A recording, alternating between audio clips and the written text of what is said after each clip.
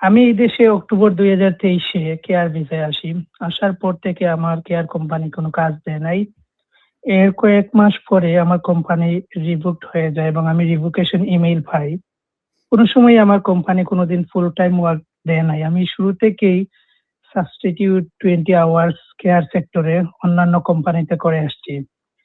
তো গত ১ বছর যাবৎ একটা কোম্পানিতে করে আসছি। ওরা আমাকে গত পরশুদিন স্পন্সর করেছে। এখন আমি যদি ভিসার এপ্লাই করি, তাহলে আমার ভিসা কি সাকসেসফুল হবে? যেহেতু আমি তাদের রুল ব্রিচ করেছি হোম অফিসের। একটু বলবেন প্লিজ।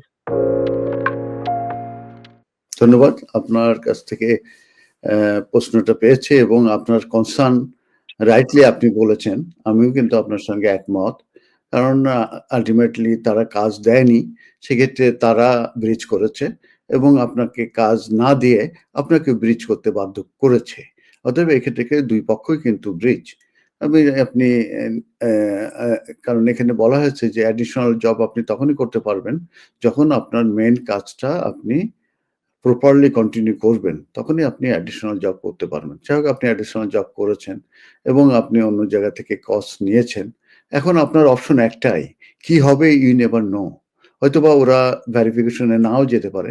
জাস্ট আপনার অ্যাপ্লিকেশনটা কস্ট আছে এবং তাদের কাছে মনে হলো যে না দিয়ে দিই, তাহলে দিয়ে দিতে পারে। কিন্তু তারা যদি ভেরিফিকেশনে যেয়ে দেখে যে লাস্ট যে জবটা ছিল সেখানে টোটালি আপনার কোনো ট্যাক্স পে করা হয় নাই, তখন কিন্তু ব্রিচে পড়ে যাবেন এবং তখন তারা তাদের যেটা অ্যাকশন নেয় সেটা নেবে।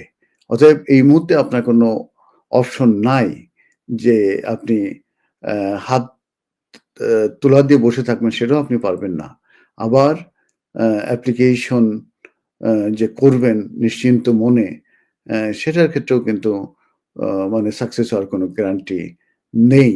কারণ ওরা যদি ভেরিফাই করে HMRCর সঙ্গে, তখন তো ওরা দেখতে পারবে যে ১ম থেকে আসার পরেই তারা কোনো ট্যাক্স দেয়নি। That mean they have been in breach. তো এই ক্ষেত্রে আপনার আসলে কস্ট যদি পেয়ে গেছেন, এখন আর কিছু করার নেই। আপনার হবে কি হবে না এটার ব্যাপারে কেউ বলতে পারবে না। তো আপনার নিজের লাক নিজে ট্রাই করেন, ট্রাই না করলে হবে না। ঠিক আছে? ধন্যবাদ। অ্যাপ্লিকেশন আপনি করে দেন।